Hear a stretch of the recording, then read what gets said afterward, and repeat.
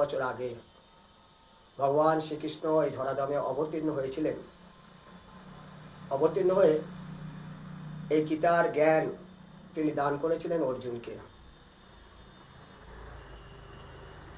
এটা ধর্মগ্রন্থ শ্রীমদ্ ভগবদ গীতা যথাযথ।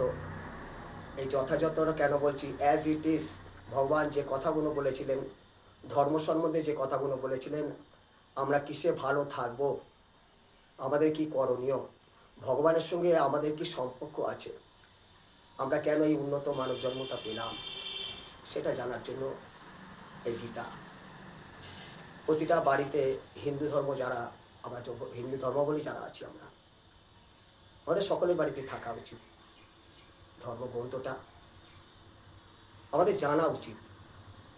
আমাদের ভালো থাকার জন্য এই গীতার জ্ঞান আহরণ করা উচিত। এবং বিশেষভাবে গুরুর কাছ থেকে। অর্জুন কি কর্তব্য বিমূঢ় হয়ে পড়েছিল, সে যুদ্ধ করতে চাইছিল না। ভগবান শ্রীকৃষ্ণ যখন বলল তুমি আমার জন্য যুদ্ধ করো, অর্জুন তার নিজের ইন্দ্র তৃপ্তির জন্য যুদ্ধ করছিল না। সে চিন্তা করছিল তার শিক্ষাগুরু, যার গুরুরা রয়েছে, ভাইরা রয়েছে, এরা সব রয়েছে, এদেরকে হত্যা করে সে সুভোগ করতে চায়নি। সে নিজের চিন্তা করেছিল, তাই নিজের চিন্তা করেছিল বলে তিনি যুদ্ধ করতে চাইছিল না। কিন্তু ভগবান শ্রীকৃষ্ণ যখন বলল তুমি আমার জন্য যুদ্ধ করো, তোমার কোনো পাপ হবে না, তখন অর্জুন সখ্য অবস্থা থেকে তিনি দাস্যে পরিণত হলো। তখন গুরু শিষ্যের সম্পর্ক তৈরি হলো। শিষ্য তখন গুরুকে জিজ্ঞাসা করলো আমি কিছু বুঝতে পারছি না, আমার এখন কি করণীয়। তখন ভগবান শ্রীকৃষ্ণ এই গীতার বাণী দান করেছিলেন। ভগবানের মুখ নিশ্চিত বাণী এই গীতা। যদিও আজ থেকে 12 কোটি বছর আগে সূর্যদেব বিবর্তমানকে তিনি এই গীতার জ্ঞানই দান করেছিল। আমাদের পরম সৌভাগ্য যে গীতা আমরা পেয়েছি। 12 কোটি বছর আগে যে বাণী দান করেছিল, সেই বাণী 12 কোটি বছর পরে অর্জুনের মাধ্যমে আমরা পাচ্ছি। এটা আমরা পুনরুদ্ধার করতে পেরেছি। প্রভুপাদ কৃষ্ণ কৃপা শ্রীমতী অভয় চরণাবৃদ্ধ ভক্তি বেদান্ত স্বামী জগৎগুরু ছিল প্রভুপাতের তত্ত্বাবধানে। কারণ প্রভুপাদ সংস্কৃত থেকে এটা ইংলিশে কনভার্ট করে, সেখান থেকে ভক্তিচারু স্বামী বেঙ্গলিতে কনভার্ট করে আমরা পড়তে পারছি, জানতে পারছি। আমরা কেউই ভালো নেই, কারণ এটা দুঃখালয়। এখানে আমাদের দুঃখ পাবো, প্রতিটা মুহূর্তে আমরা দুঃখ পাবো 3টে গুণের মাধ্যমে, রজগুণ, তমগুণ, সাত্বিগুণ। যে গুণের মধ্যে রয়েছি সেই গুণ থেকেই আমরা কষ্ট পাবই। কিন্তু আমরা কি করছি, আমরা এই কষ্টটাকে সহ্য করে নিয়েছি। আমরা চিন্তা করে নিয়েছি এটাই আমাদের প্রাথেয়, আমাদের এটা পাও না। আমরা নিজেদের মনে করেছি, এই বাড়ি ঘর সব নিজেদের মনে করেছি, জীবন চিরকাল পড়ে থাকবো না। এখানে আমরা ভাড়াটা হিসেবে এসেছি, ভাড়াটিয়া। কিছুকাল থাকবো, তারপরে চলে যাব। কারণ এটা আমাদের স্থান নয়, এটা অনিত্য। আমাদের স্থান বলো বৃন্দাবন, যেখানে আমরা ছিলাম সেখানে আমাদের ফিরে যেতে হবে। আমরা বুঝতে চাই না। আমরা যে আমাদের সঙ্গে যারা সম্পর্কে আছে, সে সম্পর্কগুলোকে টিকিয়ে রাখার জন্য আমরা যুদ্ধ করছি, রোজগার করছি, ঘাম ঝরিয়ে রক্ত ঝরিয়ে রোজগার করছি, রক্তকে জল করে আমরা রোজগার করছি। কিসের জন্য? খুশি করার জন্য। কিন্তু আমরা কোনো কাউকে খুশি করতে পারবো না। দিনের শেষে দেখবেন কাউকে আমরা খুশি করতে পারছি না। পিতা মাতা সন্তান বউ পাড়া প্রতিবাসী আত্মীয় পরিজন, কাউকে আমরা খুশি করতে পারবো না। খুশি একজনকে করতে পারবো, বসে আছেন জগন্নাথ, ভগবান জগন্নাথ, তাকে আমরা খুশি করতে পারবো। ভগবান কি বলছেন? ভগবান বলছেন পত্রম পুষ্পম ফলম তয়ম। তার সেবাটা কীভাবে হচ্ছে? পাতা, বিভিন্ন রকম পাতা, সবজি যেটাকে বলা হচ্ছে, ফুল ফল জল, তার দ্বারা ভগবান চাইছে, সেবা চাইছে। বলছে না তুমি কিছু কেনো, কারণ এই প্রকৃতিতে সব কিছু ভগবান দিয়ে দিয়েছে। আমরা যখন জন্মগ্রহণ করছি, জন্মানোর আগেই ভগবান সব কিছু সৃষ্টি করে রেখেছে আমাদের জন্য। আমরা যখন জন্মগ্রহণ করছি, মায়ের পেট থেকে যখন পড়ছি, তারপরে এসেই আমরা অক্সিজেন পেয়ে যাচ্ছি এই প্রকৃতি থেকে। কে সৃষ্টি করেছে? ভগবান শ্রীকৃষ্ণ। জল পেয়ে যাচ্ছি, ভগবান সৃষ্টি করেছে। আমরা স্বার্থপরতার মতো করছি, আমরা সব চুরি করে খাচ্ছি। ভগবানের সব কিছু রয়েছে, সেগুলো আমরা চুরি করে খাচ্ছি, তাকে আমরা দিচ্ছি না। তাই ISKCON international society for Krishna consciousness, Prabhupada তিনি দেখিয়েছে কৃষ্ণ যে ভগবান, তিনি আমাদের দেখিয়ে দিয়েছে, এবং তাকে যদি আমরা খুশি করতে পারি আমরা নিজেরা খুশি থাকতে পারবো। আমাদের খুশিটা নির্ভর করছে ভগবানের ওপর, আর কোনো ব্যক্তির উপর নয়। আমরা মনে করতে পারি যে আমি তাকে ছাড়া বাঁচবো না, তাকে ছাড়া বাঁচবো না, আলটিমেট রেজাল্ট জিরো।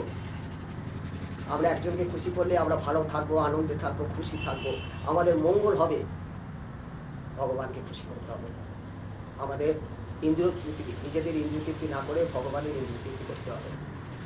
আমরা এর আগে 80 লক্ষ শরীর পেয়েছিলাম, মানব শরীর বাদ দিয়ে।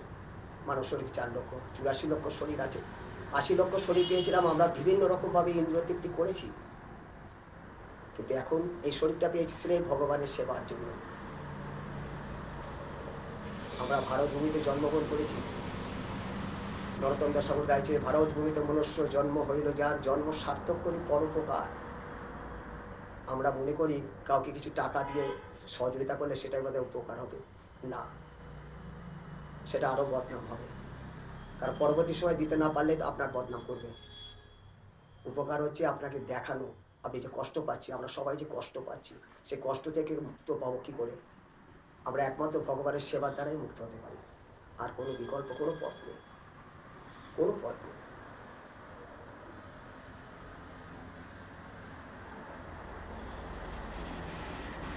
প্রহ্লাদ মহারাজ শিশুকাল থেকে দেখিয়েছে, শিশুকালেই প্রহ্লাদ মহারাজ প্রচার করেছেন। কি করেছেন? ভগবানের সেবায় যুক্ত হও, সবাইকে বলছে সর্বধর্মান পরিত্যাজ্য মামেকং শরণং ভজ।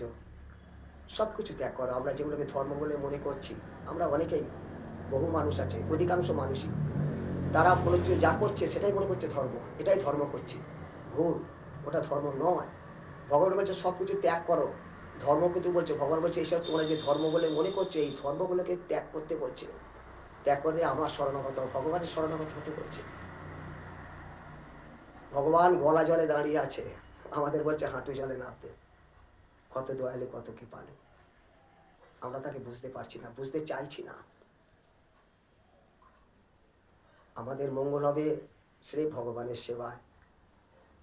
জড়জগতিক কারণে কথায় বলে কর্ম করো, কর্ম। ধর্ম করে কী হবে কর্ম?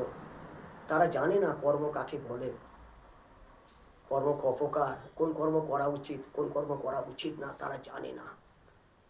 তারা ভুলভাল বক্তব্য রাখে, মানুষকে উত্তেজিত করে, ভুলভাল পথ পরিচালিত করায়। সবচেয়ে বড় ভুল হচ্ছে আমাদের পিতা মাতা, তারা প্রকৃত শিক্ষা দিতে পারছে না। তারা বিভিন্ন রকম ম্যাগাজিন পড়ছে, এই ধর্মগ্রন্থ, এই গ্রন্থ বাড়িতে তারা রাখছে না। অথচ আরাধ্যের দুটো ধর্ম আছে, তারা ধর্ম কিভাবে করছে দেখুন। প্রতি সপ্তাহে একদিন তাদের মন্দিরে যেতেই হবে, মসজিদ, গির্জা, প্রতিদিন তাকে যেতেই হবে, তাকে প্রুফ করানোর জন্য আমি যে এই ধর্মের বাসিন্দা। কিন্তু আমাদের হিন্দু ধর্মে দেখো, জিজ্ঞেস করো ভগবানকে, বিভিন্ন রকম উত্তর, নিজেরাই কনফিউশনে পড়ে। ভুল লোকের কাছে যাই, তাই এইসব হয়েছে। আমি নিজেকে ব্রাহ্মণ বলে মনে করতাম, আমি ব্রাহ্মণ পরিবারে জন্মগ্রহণ করেছি, মনে করেছি ব্রাহ্মণ। কিন্তু পরবর্তী সময় যখন শাস্ত্র অধ্যয়ন করার পরে জানতে পারলাম ব্রাহ্মণ কাকে বলে। বইতে রয়েছে 9টা সুতো রয়েছে, 9টা সুতো মানে 9টা গুণ। এই 9টা গুণ না থাকলে ব্রাহ্মণ নয়। কিন্তু আমি অহংকার ছিল, ব্রাহ্মণ নয়। যখন গুণ হবে তখন তুমি ব্রাহ্মণ। তাই শূদ্র, তারও যদি গুণ থাকে, ব্রাহ্মণের গুণ, সে তখন ব্রাহ্মণ হবে। ভগবানের সেবা করতে অধিকার সবার আছে, আমাদের সকলের আছে। আজ যেহেতু গীতা জয়ন্তী, আজকে ভগবান শ্রীকৃষ্ণ তার মুখনিঃসৃত বাণী এই গীতাতে রয়েছে।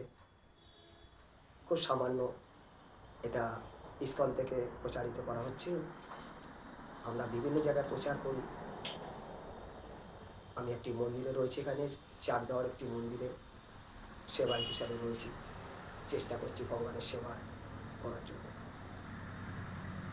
এই গীতা আমরা আমাদের ইসকন, মায়াপুর ইসকন থেকে শুরু করে বিভিন্ন জায়গায় আমাদের মন্দির আছে, সেন্টার আছে, সেখানে আমরা পাবেন।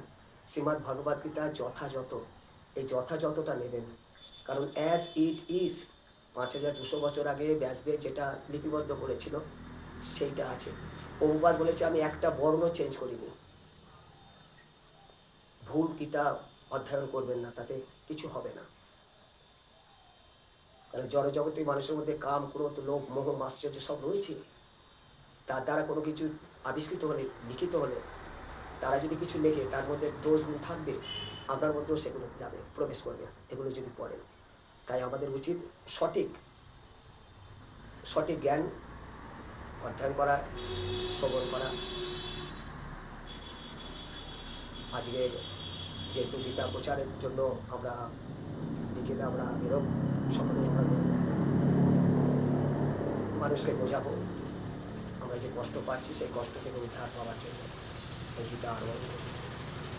গীতা জ্ঞান আমাদের সকলের প্রয়োজন আছে, তবে সদ্গুরুর মাধ্যমে গ্রহণ করা উচিত। আমরা যাত্রার কাছ থেকে গীতার জ্ঞান নিতে পারি না। ভগবান বলছে আমার ভক্তের কাছ থেকে গীতার জ্ঞান নাও, আমার কথা শোনো ভক্তের কাছ থেকে। ভগবান বলছেন তার নিজের ভক্তের কাছ থেকে, যারা গুরু পরম্পরায় রয়েছে তাদের কাছ থেকে। যারা গুরু পরম্পরায় নেই তাদের কাছ থেকে গীতার জ্ঞান নিয়ে কোনো লাভ হবে না। সেও কিছু বুঝবে না, আপনারও খানদারও কিছু বুঝতে পারবেন না। সেটা শুধু স্কুলে পড়াশোনার মতো হবে, আর কিছু হবে না। হরে কৃষ্ণ হরে কৃষ্ণ কৃষ্ণ কৃষ্ণ হরে হরে, হরে রাম রাম রাম।